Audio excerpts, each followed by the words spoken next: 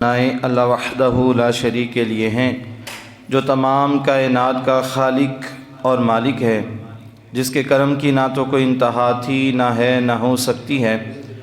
گناہوں کو معاف فرمانے والا، درجات کا بلند کرنے والا اور بے پناہ اپنے بندوں سے پیار کرنے والا اللہ رب العزت کی بارگاہ میں دعا ہے کہ اللہ تعالی ہم سب کو اپنے ذکر، فکر اور شکر ادا کرنے کی ہمیشہ توفیق عطا فرمائے۔ درود لامحدود سرکار مدینہ، راحت قلب و سینہ، فیض گنجینہ، معطر پسینہ، شہنشاہ کل عالم، شفیع معظم، رعوف رحیم احمد مجتبی محمد مصطفیٰ صلی اللہ علیہ وآلہ وسلم کی ذات بابرکت پر آپ نہایت ہی شفیق ہیں، مہربان ہیں، شفقت اور محبت فرمانے والے ہیں۔ اللہ رب العزت کی بارگاہ میں دعا ہے کہ اللہ تعالی ہم سب کو زندہ رکھے، حضور علیہ الصلوۃ والسلام آپ کی آل اور آپ کے اصحاب کی محبت میں، موت دے اسی محبت میں، اور قیامت کے دن اٹھائے تو اسی محبت میں۔ روایت کے اندر آتا ہے کہ ایک فرشتہ جو ہے اللہ تعالیٰ نے پیدا فرمایا ہے، اور وہ فرشتہ کتنا بڑا ہے، اس کا ایک پار مشرق اور ایک پار مغرب تک ہے، اتنا بڑا وہ فرشتہ۔ اب اس فرشتے کی ڈیوٹی کیا ہے؟ روایت میں لکھا ہے کہ جب بھی کوئی مسلمان شخص حضور علیہ الصلوۃ والسلام کا امتی غلام بڑی محبت کے ساتھ ایک دفعہ درود پاک پڑھتا ہے تو وہ فرشتہ اللہ تعالیٰ کی رحمت کے دریا میں غوطہ لگاتا ہے۔ جب وہ غوطہ لگاتا ہے تو باہر نکل کر وہ اپنے پروں کو جھاڑتا ہے۔ فرمایا کہ جتنے قطرے اس کے پروں سے گرتے ہیں اللہ تعالیٰ اتنے فرشتے پیدا فرما دیتا ہے، اور وہ فرشتے کیا کرتے ہیں؟ جس بندے نے وہ درود پاک پڑھا تھا قیامت تک اس کے لیے بخشش کی دعا کرتے رہتے ہیں۔ اللہ اکبر۔ تو لہٰذا درود پاک ایک ایسا بے مثل اور بے مثال وظیفہ ہے، جتنا بھی پڑھیں ہمارے لیے فائدہ ہی فائدہ ہے۔ جب بھی موقع ملے محفل درود اس میں شرکت کریں، مسجد میں وقت پہ آ جائیں، تب درود پاک شروع کر لیں پڑھنا۔ جہاں پہ بھی موقع ملے، کسی مجلس میں جائیں، سفر میں جائیں، گاڑی پہ بیٹھتے ہیں، درود پاک اس کو اپنا وظیفہ بنا لیں، انشاءاللہ سارے کام جو ہیں وہ آسان ہو جائیں گے۔ اللہ رب العزت کی بارگاہ میں دعا ہے کہ اللہ تعالیٰ عمل کی توفیق عطا فرمائے۔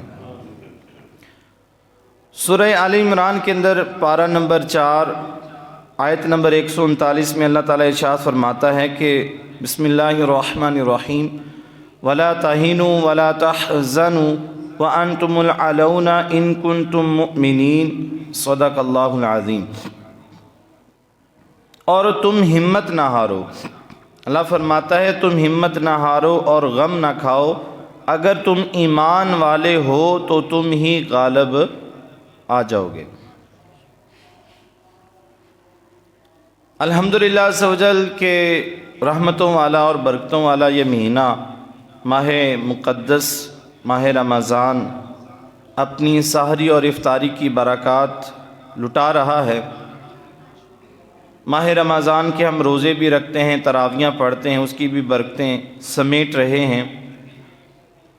اور روایت میں لکھا ہے کہ ماہ رمضان کے اندر جو جمعہ ہوتا ہے، شب جمعہ اور جمعے کا جو دن ہے، ایک ایک سیکنڈ کے اندر اللہ تعالیٰ 10 لاکھ ایسے جہنمیوں کو جہنم سے آزاد کر دیتا ہے جن پر جہنم واجب ہو چکا ہوتا ہے۔ اللہ اکبر۔ اللہ تعالیٰ ہمیں بھی ان لوگوں میں شامل کر دے جن کی بخشش ہونی ہے، اور اللہ تعالیٰ اپنی رحمت کے صدقے ہم سب کو بخش دے۔ ایک واقعہ سنتے ہیں اور اس کے بعد پھر میں اپنے موضوع کی طرف آتا ہوں۔ چونکہ جنگ بدر 17 رمضان المبارک ہوئی، اسی مناسبت کے ساتھ میں نے آپ کے سامنے جو ایک آیہ مقدسہ بھی پڑھی ہے، اور یہی میرا آج کا موضوع ہے۔ واقعہ کچھ اس طرح سے ہیں کہ کچھ لوگ سمندر میں سفر کر رہے تھے، دوران سفر طوفان آ گیا۔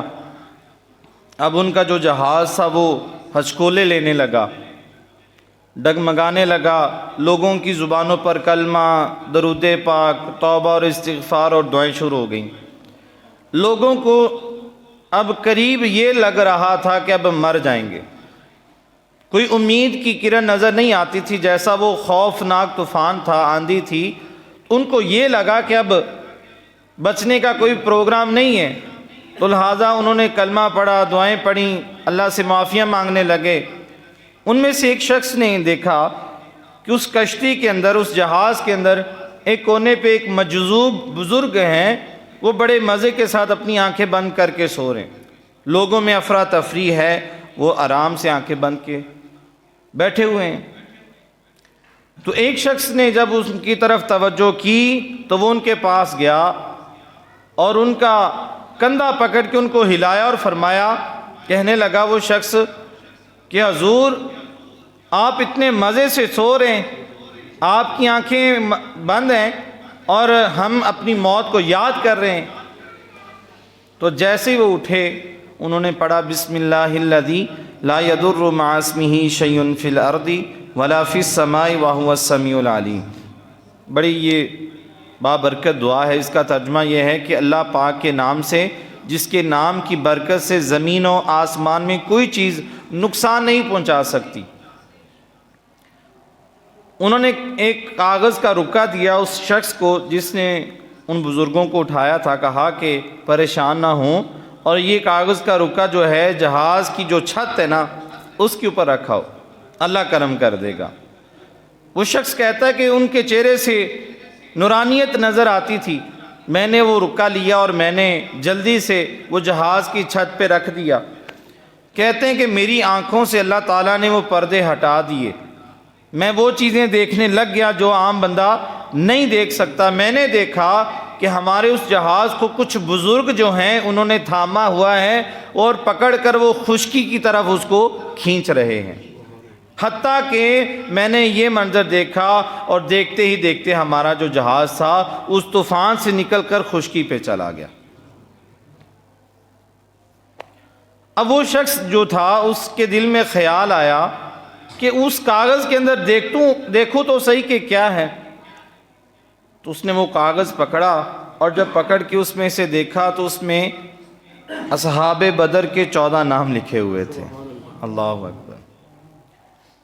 اللہ تعالیٰ نے اصحاب بدر کے نام کی برکت سے اس جہاز کو ڈوبنے سے بچا لیا۔ حالانکہ اسی شخص کا بیان ہے، وہ کہنے لگا کہ بہت سارے اور بھی کشتیاں تھیں جو اس طوفان کے اندر غرق ہو گئی، لوگ مر گئے، مگر اللہ تعالیٰ نے اصحاب بدر کے ناموں کی برکت سے ہمارے جہاز کو بھی بچا لیا، ہماری جانوں کو بھی بچا لیا۔ اللہ اکبر! تو اصحاب بدر جو ہیں ان کی بڑی فضیلت ہے۔ جبرائیل علیہ السلام سرکار صلی اللہ علیہ وآلہ وسلم کی بارگاہ میں حاضر ہوئے، یا رسول اللہ صلی اللہ علیہ وآلہ وسلم، آپ کے جو اصحاب بدر ہیں ان کی شان کیا ہے، ان کی فضیلت کیا ہے، ان کی عظمت اور مرتبہ مقام کیا ہے؟ آقا صلی اللہ علیہ وآلہ وسلم نے فرمایا کہ جبرائیل سن لے، میری امت کے اندر اگر سب سے افضلیت والے جو لوگ ہیں وہ اصحاب بدر ہی ہیں، ان سے بڑھ کر کسی کی فضیلت کوئی نہیں ہے، اور انہی میں ابو بکر صدیق ہیں، انہی میں عمر عثمان بھی ہیں اور مولا علی شیر خدا بھی ہیں۔ اللہ اکبر! وہ 313 صحابہ آقا علیہ السلام نے فرمایا کہ میری امت میں سب سے بڑھ کر فضیلت والے ہیں۔ تو حضرت جبرائیل علیہ السلام نے آگے سے عرض کی، یا رسول اللہ صلی اللہ علیہ وآلہ وسلم، جو 5000 فرشتہ آپ کے اصحاب کی مدد کے لیے اللہ تعالیٰ نے بھیجا تھا، آسمانوں پر جتنا بھی فرشتہ ہے ان سب سے اگر زیادہ فضیلت ہے تو وہ 5000 فرشتے کی ہے جو اصحاب بدر میں آئے تھے۔ اگر آپ کی بارگاہ میں وہ اصحاب بدر کا مقام ہے، فرشتوں میں انہی فرشتوں کا مقام ہے۔ اللہ اکبر! یہ اسلام کا پہلا معرکہ تھا، اسلام کی پہلی جنگ ہوئی حق اور باطل کے درمیان۔ اللہ اکبر! اور وہ کیا وہ جنگ تھی؟ وہ جنگ نہیں تھی، بلکہ وہ حضور علیہ السلام کی محبت میں اور آپ کے عشق کے اندر صحابہ نے اپنی جانوں کو قربان کرنے کے لیے اپنے فدیے پیش کیے تھے، اپنی جانوں کے نذرانے پیش کیے۔ اب دیکھیں یہ کوئی جنگ تو نہیں ہے کہ ایک طرف 1000 کا لشکر ہو اور مسلمانوں کے پاس صرف 8 تلواریں ہوں۔ کس سے لڑنا ہے؟ ان کے پاس تلواریں ہیں، ان کے پاس نیزے ہیں، ان کے پاس زریں ہیں، اور مسلمانوں کے پاس کتنی تلواریں؟ ٹوٹل 8۔ 6 زرے ہیں اور 8 تلواریں۔ اللہ اکبر۔ ایسے جنگ نہیں ہوتی، مگر جب یہ مسلمانوں کا قافلہ مدینہ پاک سے روانہ ہوا، تقریباً 120 کلومیٹر کا یہ سفر بنتا ہے جنگ بدر کا، میدان بدر، اور اس سے آگے پھر تھوڑا سا اور اتنا سفر کریں تو آگے ساحل سمندر بھی آ جاتا ہے۔ تو حضور علیہ الصلوۃ والسلام نے جب آدھا سفر طے فرما لیا تو اپنے صحابہ سے مخاطب ہو کر فرمایا کہ میں صحابہ، میں تمہاری رائے جاننا چاہتا ہوں، میں جاننا چاہتا ہوں کہ ہم 313 ہیں اور ادھر 1000 کا لشکر ہے، کیا ہمیں ان سے مقابلہ کرنا چاہیے کہ نہیں؟ میں تمہاری رائے لینا چاہتا ہوں۔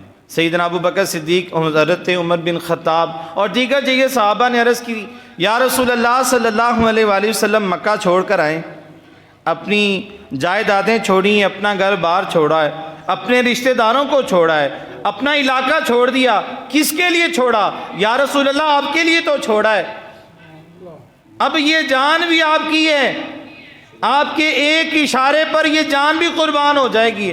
ہمیں اس چیز کی پرواہ نہیں کہ ہمارے پاس گھوڑے نہیں ہیں، ہمارے پاس تلواریں نہیں ہیں، ہمارے پاس زریں نہیں ہیں، کیسا مقابلہ کریں گے؟ یا رسول اللہ آپ اپنی زبان اقدس سے اشارہ کریں، اپنی جانیں قربان کر دیں گے، ہمیں کیا لگے، ہم نے تو آپ کے اشارے کو دیکھنا ہے۔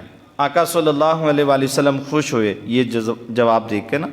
تو پھر آقا علیہ الصلوۃ والسلام، جو انصار کی ایک جماعت تھی جو مدینہ پاک کے رہائشی تھے، ان کی طرف چہرہ مبارک کیا اور فرمایا کہ آپ کا کیا ارادہ ہے؟ حضرت سعد بن عبادہ رضی اللہ تعالیٰ عنہ جو سردار تھے قبیلے کے، انہوں نے عرض کی کہ یا رسول اللہ صلی اللہ علیہ وآلہ وسلم، لگتا ہے کہ آپ ہمارا ارادہ جاننا چاہتے ہیں۔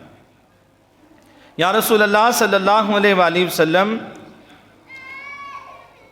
ہم نے آپ کا کلمہ پڑھا ہے، ہم نے اسلام کو قبول کیا ہے اور آپ سے محبت کرنے والے ہیں۔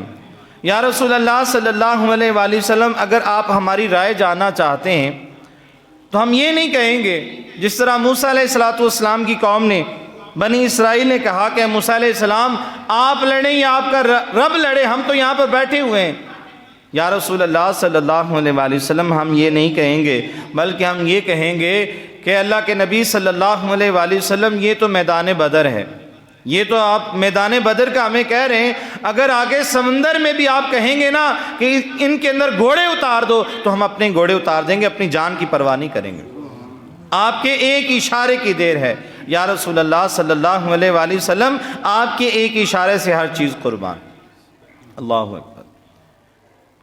یہ جان نثاری والا جو جذبہ تھا نا، یہ وہ صحابہ کرام کے اندر وہ جذبہ تھا جنہوں نے ان کو کامیابی اور کامرانی سے ہمکنار کیا۔ اللہ اکبر۔ اور پھر کیا ہوا؟ یہی وہ صحابہ جو 313 تھے، مشرکین مکہ کے سامنے جب مد مقابل ہوئے تو اللہ تعالیٰ نے قرآن پاک میں فرمایا کہ وَلَقَدْ نَصَرَكُمُ اللَّهُ بِبَدْرٍ وَأَنْتُمْ أَذِلَّةٌ، اور بے شک اللہ نے بدر میں تمہاری مدد کی جب تم بالکل بے سر و سامان تھے۔ اللہ تعالیٰ نے اپنے محبوب صلی اللہ علیہ وآلہ وسلم کے ان غلاموں کی مدد کی۔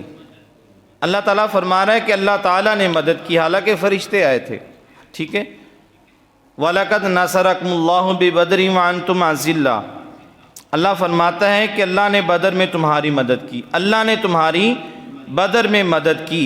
تو یہاں سے ہمیں 2 مسئلے سیکھنے کو ملتے ہیں کہ غور طلب بات یہ ہے کہ مدد کے لیے آئے تھے فرشتے، مدد تو فرشتوں نے کی، اللہ نے تھوڑی کی، مگر اللہ فرماتا ہے کہ بدر کے اندر قرآن یہ کہہ رہا ہے کہ مدد تو اللہ تعالیٰ نے کی، اور اللہ تعالیٰ فرشتوں کو کیا فرماتا ہے؟ وَلَقَدْ نَصَرَكُمُ اللَّهُ، اللہ نے بدر میں مسلمانوں کی مدد کی۔ اور فرشتے کیا ہیں؟ عباد مکرمون، فرشتے عزت والے بندے ہیں۔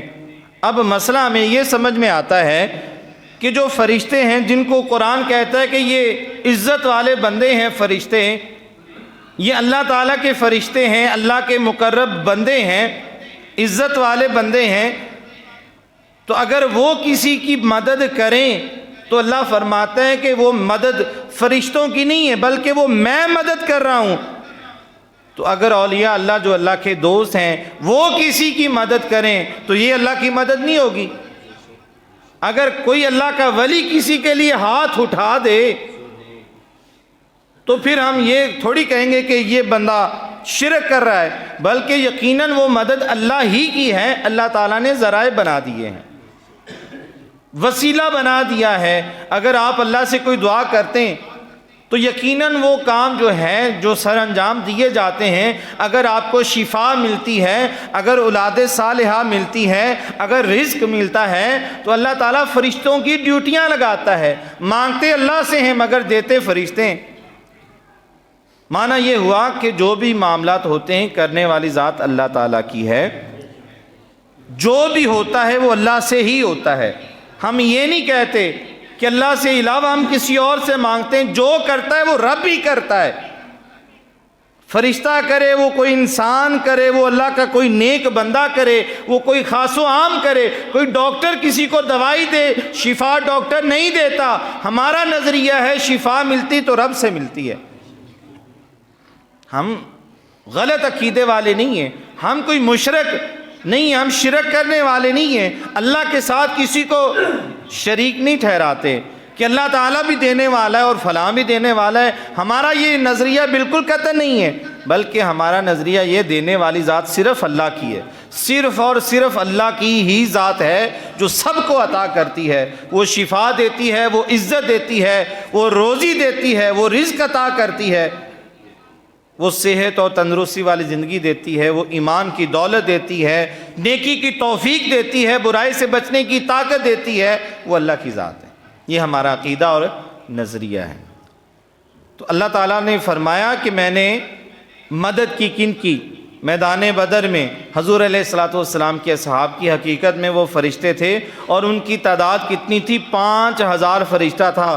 صحابہ کی یہ الفاظ ہیں، صحابہ کہتے ہیں خدا کی قسم ابھی ہم کسی کافر کی گردن اڑانے کا ارادہ کرتے تھے، اللہ تعالیٰ پہلے اس کی گردن اڑا دیتا تھا۔ کن کے ذریعے؟ فرشتوں کے ذریعے۔ تو اس جنگ کے اندر فرشتوں نے شانہ بشانہ صحابہ کرام کے کافروں کے ساتھ جنگ کی۔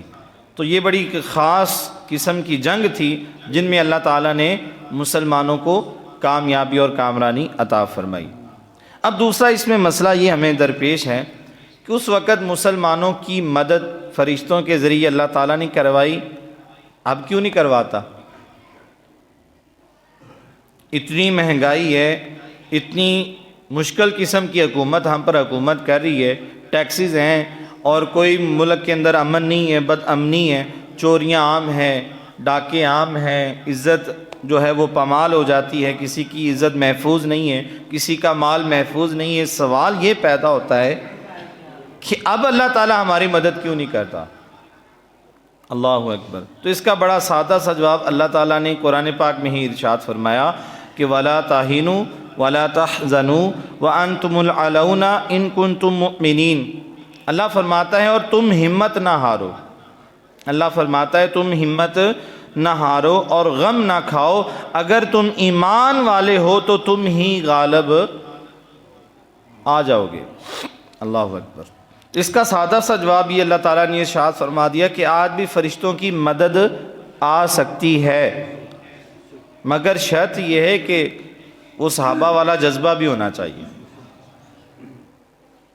ایک صحابی ہیں، ان کی تلوار ٹوٹ گئی، سرکار کی بارگاہ میں حاضر ہوتے ہیں، یا رسول اللہ تلوار ٹوٹ گئی ہے، کیا کروں؟ آقا علیہ الصلوۃ والسلام نے قریب ایک چھڑی پڑی ہوئی تھی، کھجور کی ہوگی، آقا علیہ الصلوۃ والسلام نے وہ کھجور کی چھڑی اس کو پکڑائی اور فرمایا کہ اس کے ساتھ ہی جنگ کرو۔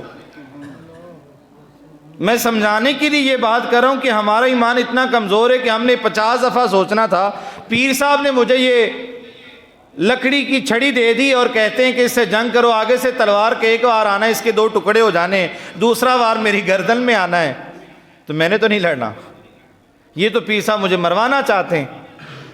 ہمارا تو یہی ایمان ہے نا، یہی تقاضا ہے۔ مگر اس صحابی کا ایمان کا اندازہ لگائیں، اس صحابی نے یہ نہیں خیال کیا کہ یہ تو لکڑی آگے لوہے کی تلوار ہے، اس نے ایک وار سے اس کو بھی کاٹ دینا ہے اور مجھے بھی کاٹ دینا ہے، بلکہ اس کا یقین یہ تھا کہ اللہ کے رسول نے جب یہ دے دی ہے تو پھر واقعی یہ تلوار کا کام کرے گی۔ اس یقین کے ساتھ وہ صحابی کہتے ہیں جب میں کسی کافر کو وہ چھڑی کا وار کرتا تھا، تلوار کا کام کرتی تھی اور تلوار سے تیزی سے اس کی گردن اڑا دیتی تھی۔ مطلب کہ ہمارے ایمان کمزور ہیں، مدد آج بھی پہنچ سکتی ہے۔ وہ ایک دربار تھا، ایک بادشاہ وہاں دربار پہ پہنچا، ذہن میں نہیں ہے وہ پورا واقعہ، اشارتاً میں وہ آپ کے سامنے رکھ رہا ہوں، اسی موضوع کے ساتھ وہ ٹچ کر رہا ہے کہ ایک نبینا شخص اسی بزرگوں کے دربار پہ آنکھوں کی دعا کر رہا تھا کہ یا اللہ یہ جو تیرے نیک محبوب بندے ہیں ان کے صدقے مجھے آنکھیں دے دے۔ بادشاہ قریب سے گزرا، آج عاشق صاحب یاد ہے وہ کون سا بادشاہ تھا؟ نہیں، وہ واقعہ نا انڈیا کے اندر کوئی دربار تھا، غالباً مغلوں کا کوئی بادشاہ تھا، تو وہ بادشاہ نے اس سے پوچھا، افغانستان کا غالباً شاید تھا، برحال جو بھی تھا، جی چلیں جس کو بھی، یہ بزرگ تھے، وہ بادشاہ جب گزرا وہاں سے تو اس بادشاہ نے کہا کہ کتنی دیر ہوگی آنکھیں مانگتے ہوئے؟ اس نے کہا پتہ نہیں سال ہو گیا ہے، آتا ہوں رو رو کے چلا جاتا ہوں، اللہ تعالیٰ آنکھیں نہیں دے رہا۔ انہوں نے کہا کہ اب میں نا دربار کے اندر حاضری کے لیے جا رہا ہوں، جب میں واپس آؤں اگر اللہ نے تجھے آنکھیں نہ دی تیری گردن ہی اڑا دوں گا۔ جب اس نے یہ اندھے نے یہ آواز سنی نا، تڑپا اندر سے، وہ بادشاہ اندر گیا، اللہ کی بارگاہ میں اس نے ہاتھ جوڑے کہ مالک و مولا، پھر اس نے پتہ نہیں کہاں سے آہ نکالی ہوگی، تڑپ کر کہا کہ مالک اب تو گردن بھی جاتی ہے، اب تو آنکھیں دے دے۔ جب وہ بادشاہ باہر آیا تو اس کی آنکھیں آ چکی تھی۔ یہ عقیدہ بھی ہے، یہ ایمان بھی ہے۔ ہم دعائیں مانگتے ہیں، یہاں پر بھی دعائیں مانگتے ہیں، اپنے کانوں میں انگلیاں مار رہے ہوتے ہیں دعاؤں میں، اپنے کپڑے سیدھے کر رہے ہوتے ہیں دعاؤں میں، یہ بھی ہم دعا مانگتے ہیں۔ مگر جب ہمیں تکلیف پیٹ میں ہوتی ہے، جب ہمیں بخار ہوتا ہے، سر میں درد ہوتا ہے، اکیلے بستر پر پڑے ہوتے ہیں، پھر اندر سے آواز آتی ہے، ہاتھ نہیں اٹھاتے مگر آنکھوں میں آنسو آ رہے ہوتے ہیں کہ یا اللہ تو نے شفا دینی ہے۔ وہ ہوتی ہے اصل میں اندر سے دعا، وہ ہوتی ہے دعا، وہ ہوتا ہے ایمانی جذبہ۔ جب بندہ اللہ سے مانگتا ہے تو پھر اللہ تعالیٰ عطا بھی فرماتا ہے۔ خیال ہمارا کسی اور طرف ہوتا ہے، اللہ سے دعائیں مانگ رہے ہوتے ہیں، یا اللہ برکت دے دے، یا اللہ یہ کر دے وہ کر دے۔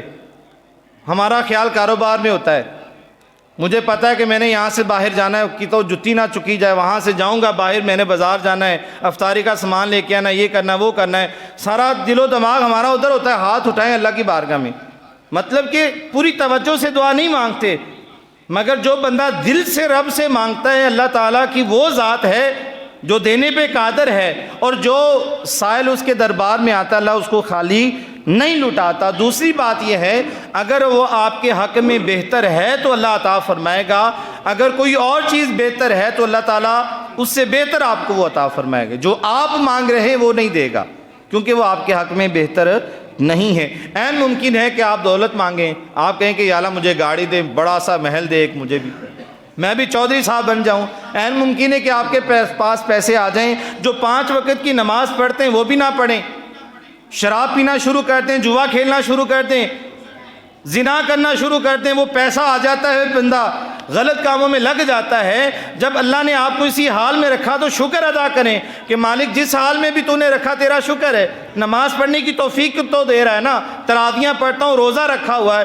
ان سے تو بہتر ہونا جو بڑے بڑے امیر ہیں، مگر وہ روزہ ہی نہیں رکھتے، بڑے بڑے امیر ایسیوں میں بیٹھے ہوئے ہیں، گاڑیوں میں بیٹھے ہوئے ہیں، مگر وہ نماز ہی نہیں پڑھتے، وہ نہیں پڑھتے تو تم کو توفیق ہی نہیں دیتا، تم سے ناراض ہے، تم کو اپنے گھر میں آنے ہی نہیں دیتا۔ تو ہمیں اللہ تعالیٰ کا شکر ادا کرنا چاہیے، اور ہمیں ایسا ایمان رکھنا چاہیے جو اصحاب بدر کا طور طریقہ تھا۔ اب یہ بھی تو ہے نا، ہم یہاں پر جب بہت سارے دکاندار ہیں یہاں پہ بیٹھے ہوئے، میں کسی کو تنزن بات نہیں کر رہا، سمجھانے کے لیے بات کر رہا ہوں۔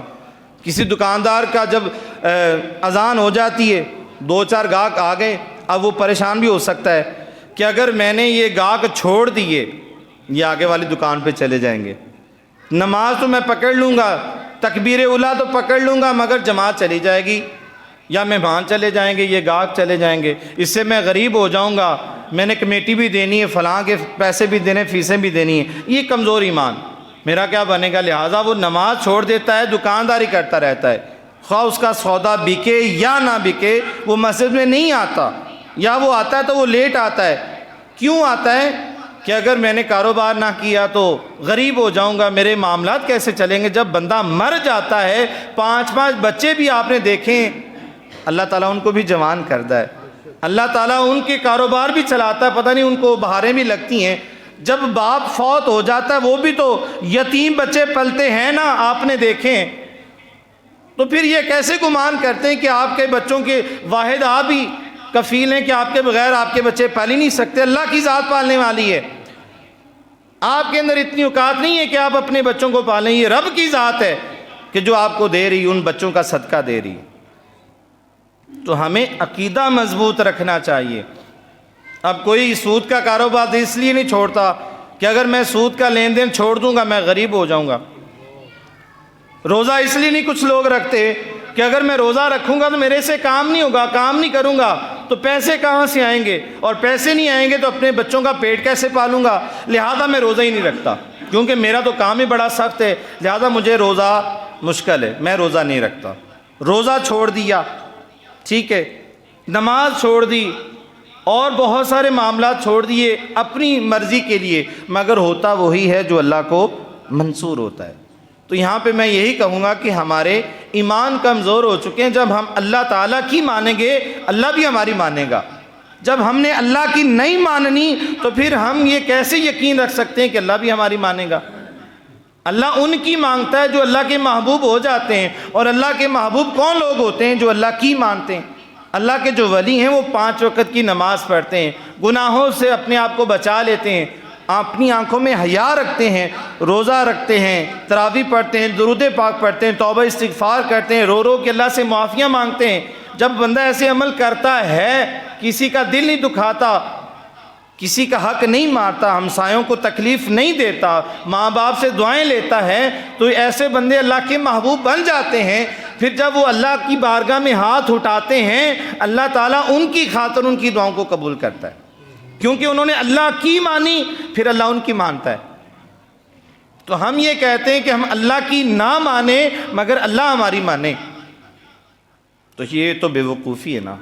اللہ تعالیٰ ہمیں بار بار قرآن پاک میں کہتا ہے کہ یہ کرو وہ کرو، جھوٹ نہ بولو، غیبت نہ کرو، چغلی نہ کرو، نماز پڑھو، نماز کا بار بار کہا جاتا ہے، نماز پڑھو نماز پڑھو، زکوٰۃ کا کہا جاتا ہے زکوٰۃ دیں۔ ہمیں مسائل کا ہی نہیں پتہ، زندگی گزر کی ہم نے زکوٰۃ دی نہیں ہے کبھی، ہمیں پتہ ہی نہیں زکوٰۃ دینی کتنی ہے۔ جس کو اتنا پتہ ہی نہیں وہ زکوٰۃ دیتا کہاں ہوگا؟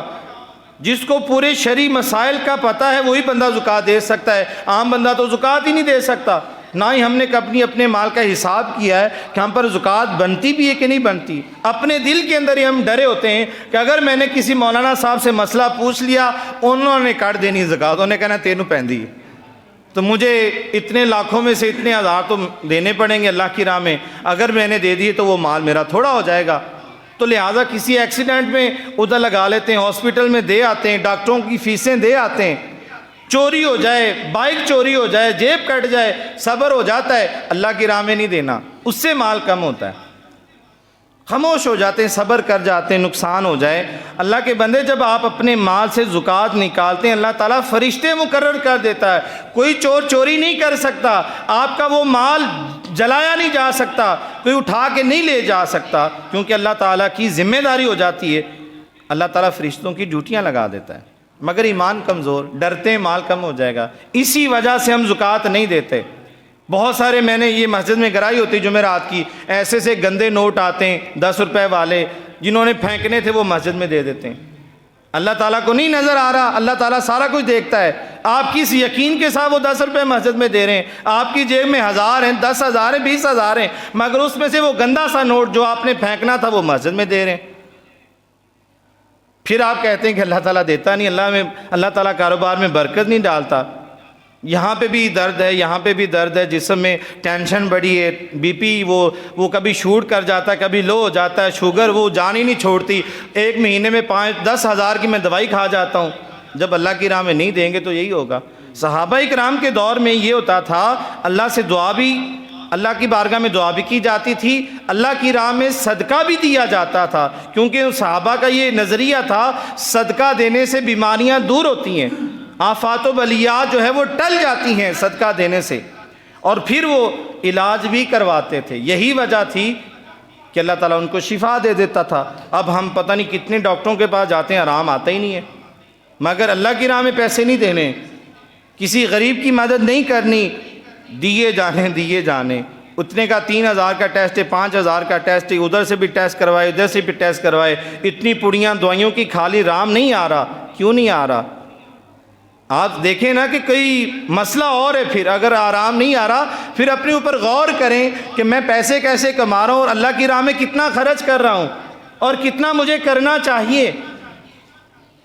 علماء فرماتے ہیں کہ اگر آپ کی تنخواہ ہے نا 100 روپے، تو 100 میں سے آپ کا 2 سے 3 روپے حق بنتا ہے کہ آپ اللہ کی راہ میں خرچ کریں، وہ جو جائز ذرائع ہیں وہاں پہ آپ کا دینا بنتا ہے، آپ دیں۔ وَمِمَّا رَزَقْنَاهُمْ يُنْفِقُونَ، اللہ فرماتا ہے میرے دیے ہوئے رزق میں میری راہ میں خرچ کرو، آپ کا مال نہیں، یہ اللہ کا مال ہے، اسی کے مال سے آپ نے خرچ کرنا ہے، تو دیا کریں اللہ کی راہ میں، اس سے مصیبتیں ٹلتی ہیں، پریشانیاں ختم ہوتی ہیں، آپ کا جو مال ہے وہ محفوظ ہو جاتا ہے، اس کو کوئی چوری نہیں کر سکتا، کوئی ڈاکہ نہیں مار سکتا، وہ ضائع نہیں ہو سکتا، اور اگر ایسا ہو جائے تو وہ مل بھی جاتا ہے الحمدللہ۔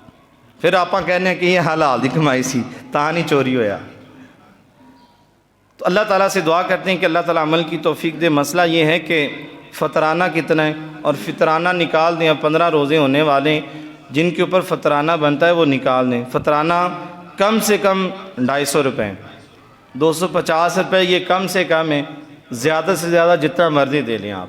ایک بندے کا 1000 اللہ نے آپ کو ہمت دی ہے تو ایک بندے کا 1000 دیں، اگر ہمت دی اللہ نے تو ایک بندے کا 500 دیں۔ یہ جو آپ کی جیب سے نکل جائے گا نا، یقین جانے یہ مصیبتیں ٹال دے گا۔ ایک صحابیہ تھیں، ان کے جو شوہر تھے صحابی، نبی پاک صلی اللہ علیہ وسلم کی بارگاہ میں عرض کی، یا رسول اللہ صلی اللہ علیہ وسلم، گھر میں کوئی مہمان آتا ہے نا تو میں اپنی بیوی کو کہتا ہوں کہ میرا مہمان آیا اس کے لیے کھانا بنا دو، بڑا غصہ کرتی ہے، تو کیا کروں؟ آقا علیہ الصلوۃ والسلام نے فرمایا کہ ہماری دعوت رکھو، ہم سمجھائیں گے اسے۔ آقا علیہ الصلوۃ والسلام کا وہ غلام اپنی بیوی کو کہنے لگا کہ اللہ کے رسول صلی اللہ علیہ وسلم نے دعوت رکھی ہے، وہ کہتے ہیں کہ فلاں دن آپ تشریف لائیں گے تو کھانا کھائیں گے۔ بڑی خوش ہوئی، گھر کی صفائیاں کیں، کھانے وانے تیار کیے۔ جس دن حضور علیہ الصلوۃ والسلام تشریف لانا تھا پوری تیاری مکمل کی، اور حضور علیہ الصلوۃ والسلام تشریف لائے، کھانا کھا کے جب جانے لگے نا تو حضور علیہ الصلوۃ والسلام نے اس صحابیہ کو ارشاد فرمایا کہ جب میں جانے لگوں تو میرے پیچھے دیکھنا اور پھر بتانا کہ تم نے کیا دیکھا۔ تو حضور علیہ الصلوۃ والسلام جب دروازے سے باہر نکلنے لگے تو اس نے دیکھا اپنی آنکھوں سے کہ بہت ساری مصیبتیں ہیں، پریشانیاں ہیں، اور بلائیں جو ہیں حضور علیہ الصلوۃ والسلام کے پیچھے پیچھے باہر کو جا رہی ہیں۔ اس نے یہ باتیں جو ہیں نوٹ کی اور حضور علیہ الصلوۃ والسلام کی بارگاہ میں عرض کی، یا رسول اللہ صلی اللہ علیہ وآلہ وسلم، میں نے یہ منظر دیکھا کہ جب آپ باہر کو جا رہے تھے تو بہت ساری مصیبتیں اور بلاؤں اور مصیبتوں کو میں نے دیکھا، وہ بھی آپ کے ساتھ باہر جا رہی تھیں۔ تو آقا علیہ الصلوۃ والسلام نے فرمایا کہ جو بھی کوئی مہمان آتا ہے وہ اللہ کی رحمت ہوتا ہے، جب وہ گھر میں آتا ہے آپ اس کو کھانا کھلاتے ہیں، جب وہ کھانا کھا کے جاتا ہے تو گھر کے اندر جو مصیبتیں ہیں، پریشانیاں ہیں، تکلیفیں، ان کو اپنے ساتھ باہر لے جاتا ہے۔ ایک شخص کا بیان ہے، جب بھی میرے گھر میں کوئی کمی آتی رزق کی تو میں کسی نہ کسی کو کھانا کھلا دیتا، اللہ کہیں نہ کہیں سے میرے لیے اچھا رزق اور اچھا اسباب پیدا فرما دیتا۔ ہم دینے والے اب کنجوس ہوتے جا رہے ہیں، مال ہے بہت سارے لوگوں کے پاس ہے مگر دینے والا وہ ہاتھ نہیں ہے، پہلے تھا اب نہیں ہے۔